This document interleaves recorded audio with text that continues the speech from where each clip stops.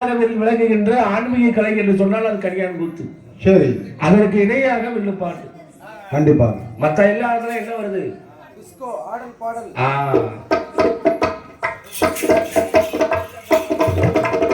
இப்ப கட்டிருக்கிறது வந்து சேலை. ஆமா, சேலை ஜாக்கெட்.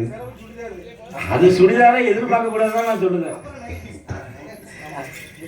அழியாத கலை ஆன்மீக கலை, இந்த ரெண்டு கலை தான். இந்த ரெண்டு கலையில தான் என்ன வரல, மாற்றம் வராது. ஏன்னா இறைவனுக்காக படைக்கப்பட்டது. கைலாசத்துல பாடியது வில்லோடு முரசு. வில்லோடு முரசுனா வில்லு பாட்டு அதுல நடக்கும். ஆமா, மாடனுடைய ஆட்டம் மகட ஆட்டம் அங்க பாட்டு அடக்கம்.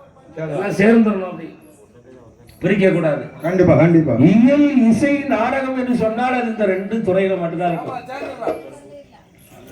வார்த்தை வந்து அச்சம் குச்சமாக பேசக்கூடாது போல. புரியணும் தம்பி. இல்ல பாருங்க, நம் நாவிலிருந்து வருகின்ற வார்த்தை நாவடக்கத்தோடு பேசணும். எதை எந்த இடத்துல செய்யணுமோ அங்கதான் நீ மாற்றி செய்யக்கூடாது.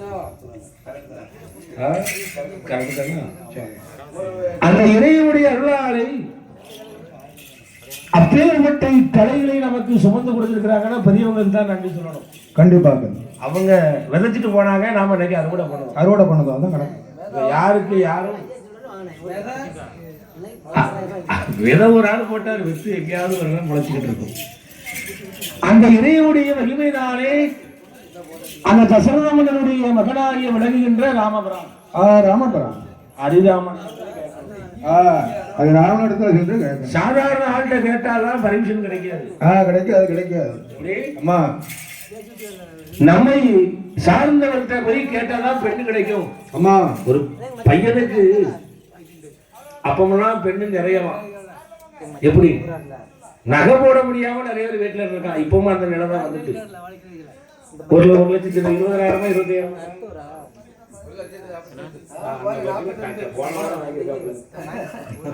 அண்ணாச்சி செழிப்பா இருக்காரு. போன வாரமும் ஒரு பொண்ணு வாங்கியிருக்காவும். இல்ல ஏதோ ஒரு மெசேஜ் வந்துட்டுல விட்டுருங்க. அப்போ அக்காலத்துல எல்லாம் பெண்களுக்கு வந்து நகை போட்டுதான் கட்டி போறாங்க. இனி வருகின்ற காலம் எப்படி வரும் தெரியுமா? பழசு அப்படியே எடுப்போம். பழைய ட்ரெஸ் புது மாடல்ல வருது. ஆமா, இந்த ஆட்டுத காலெல்லாம் வருது. இங்க கிளிக்க அங்க கிளிக்க அது ஒரு பேசணும் வருது.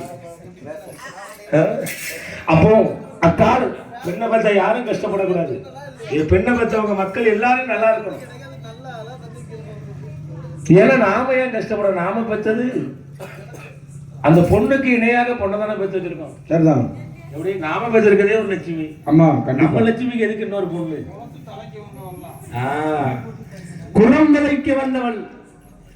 அப்பேற்பட்ட அம்மைக்கு கல்யாணம் படிக்கிறோம்னா சகோதர இடத்துல பர்மிஷன் வாங்கணும். கண்டிப்பாக வாங்கணும், அனுமதி வாங்கணும். ராவனை தேடி எப்படி வருகிறார்கள்? எப்படி வருகின்றார்கள்?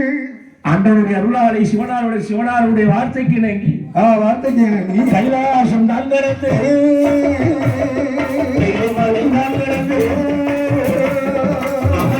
கூட்டமெல்லாம்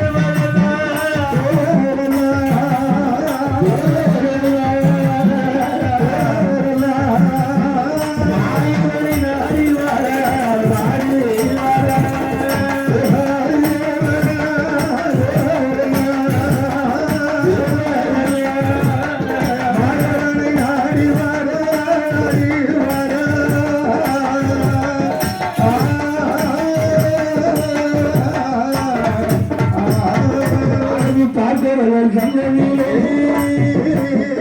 ஆரடிகள் வந்ததே ஆதிராமன் கோபாலன் வெற்றியோடு மதுரை கேட்க தேவர்களெல்லாம் வந்தார்கள் ஐயாவையும் பொருளார் வாயவனே ஆயவனே ரகுராமா ஆலயங்கள் மதுரை வந்த அச்சுமனே ரகுராமா அர்ஜுனன் வெள்ளி வந்த ரகுராமா அர்ஜுனன் வெள்ளி வந்த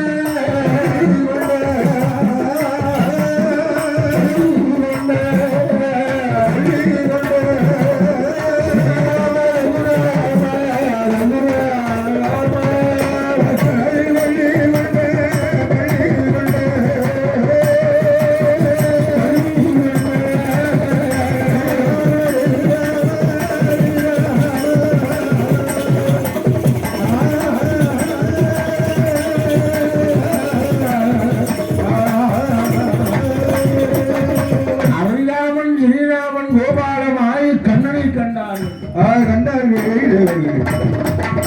மாயவா மாயமணி கைலி மலையிலே ஆண்டவன் சிவபெருமானுக்கும் நம்மை சக்திக்கும் திருக்கல்யாணம் நடத்த வேண்டும்.